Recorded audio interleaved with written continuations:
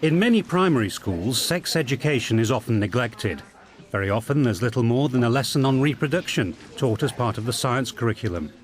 But some now claim lessons about development and relationships should start from year 1, to build up an early awareness of sexual differences and appropriate behaviour. In this programme we look at 3 schools and their sex education policies, and the different ways they involve parents. This is not an easy topic. Many head teachers in the Nottingham area turned down or ignored requests to talk to us. We later discovered they feared a backlash from a Christian group targeting primary schools providing sex education. Few other subjects could cause so much unease in school and so much offence outside. Hello everybody, today we're thinking about babies. Hello everybody. Hello Linda. How are you, Linda? I'm very well, thank you. But it's a different story in special schools, where sex education is usually considered an essential ingredient in supporting the whole child. The Shepherd School in Nottingham has received recognition for raising standards in sex education. These pupils, aged between 8 and 10, have been taught about their bodies since nursery. That's the baby inside Linda's tummy. Head teacher David Stewart believes lessons like these are just as important for mainstream pupils. Some organisations who would rather schools didn't do sex education have a habit of writing out to schools and demanding what is your policy, and that, I think, makes people very edgy and vulnerable. You know, is my name going to appear in the paper, and what are they going to say about my school? But at the end of the day, we have to stand true to what we believe in.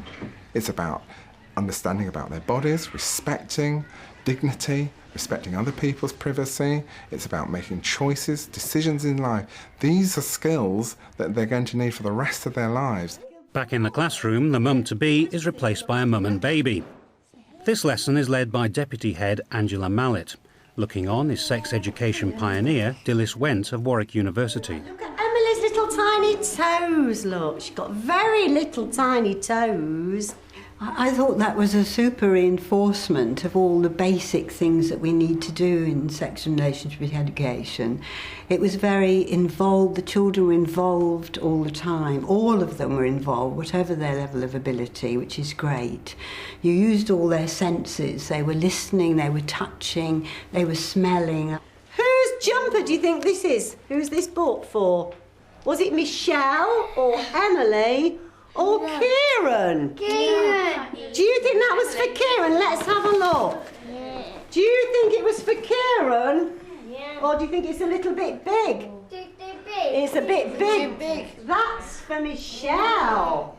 The main point of the lesson was actually to think about body changes and how your body changes as you get older. So we thought it was a good starter to show somebody with a big body change, and then we'd look at a little baby, and then, as I said, the next lessons on we'll actually start to look at puberty and how your body changes and how you get facial hair and periods, etc. At the neighbouring Glenbrook School in Nottingham, life cycles and reproduction are being taught as part of the science curriculum in Year 6. A visiting nurse will take a further 4 lessons with these pupils, and that will complete their sex and relationship education until secondary school. Teacher Anna Thomas has taught sex education herself at another primary school, but is happier working with a nurse.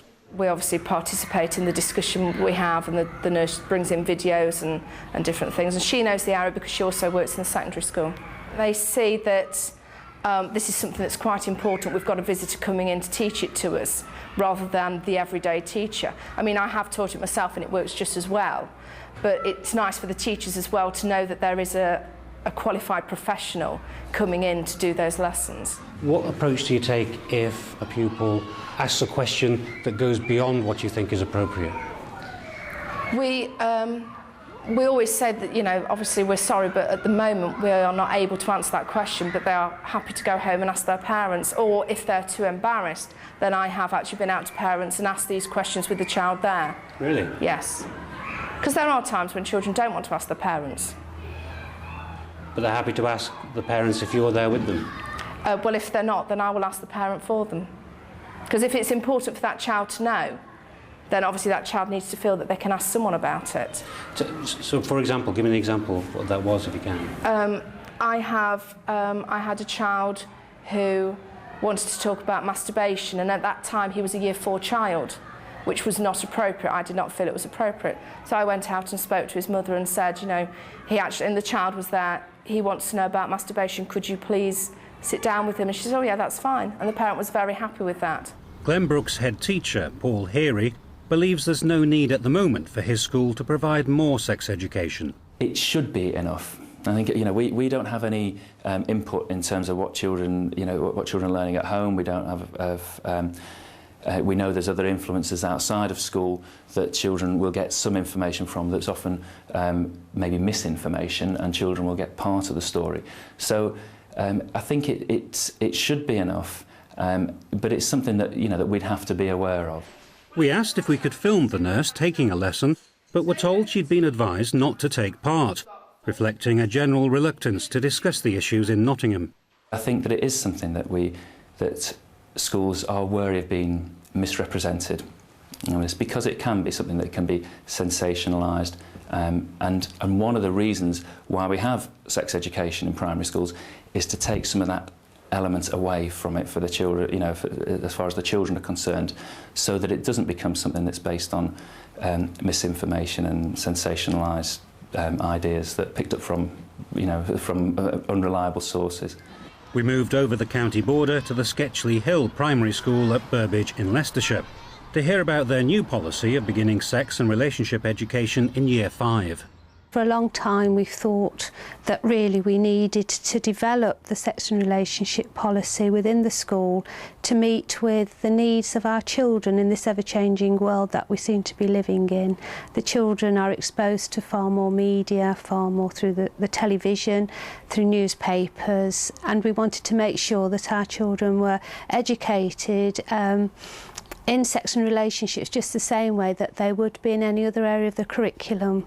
So that's where it all stemmed from, and we did a lot of work to develop it. We set up a working party which involved parents, a couple of governors, in order for them to look at what the resources were, what the materials were, what the school was proposing, what sort of authority and government requirements were.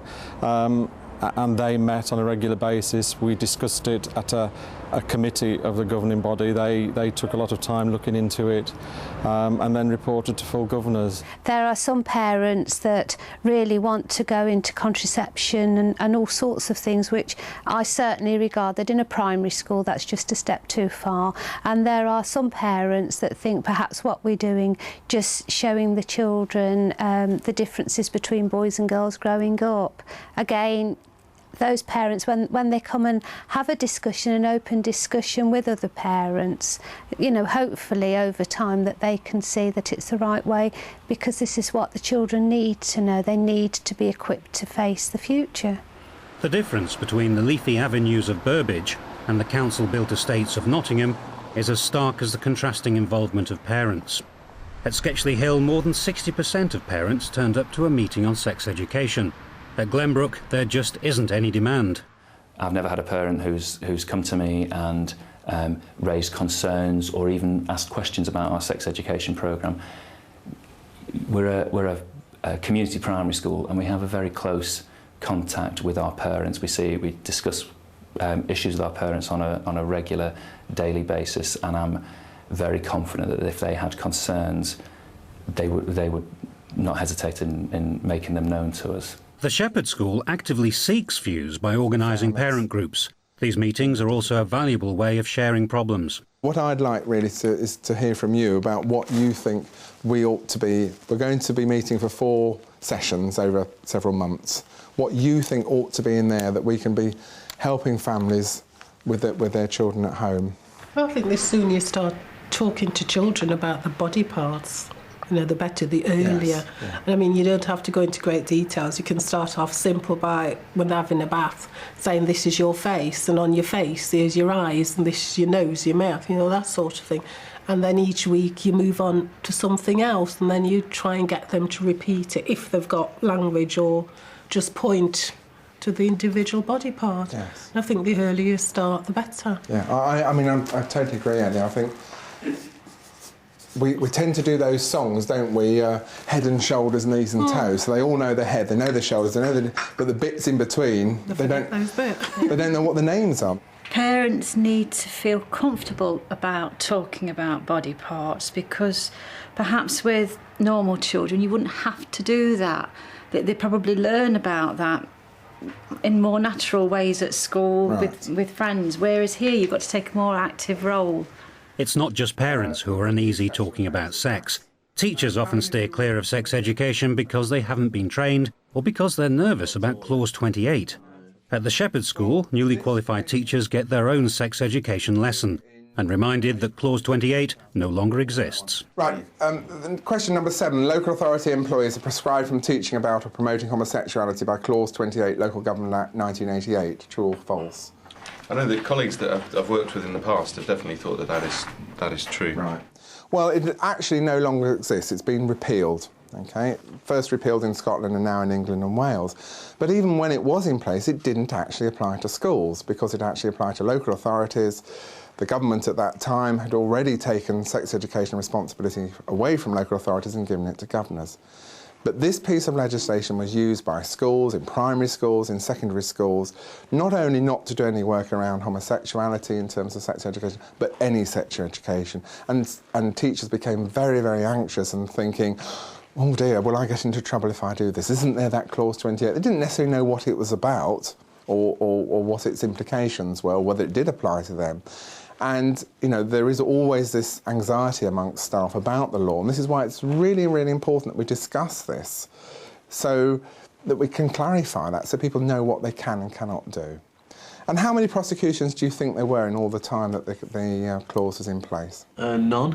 Yes, there were none. But how damaging that was, and how many young people were left very, very vulnerable.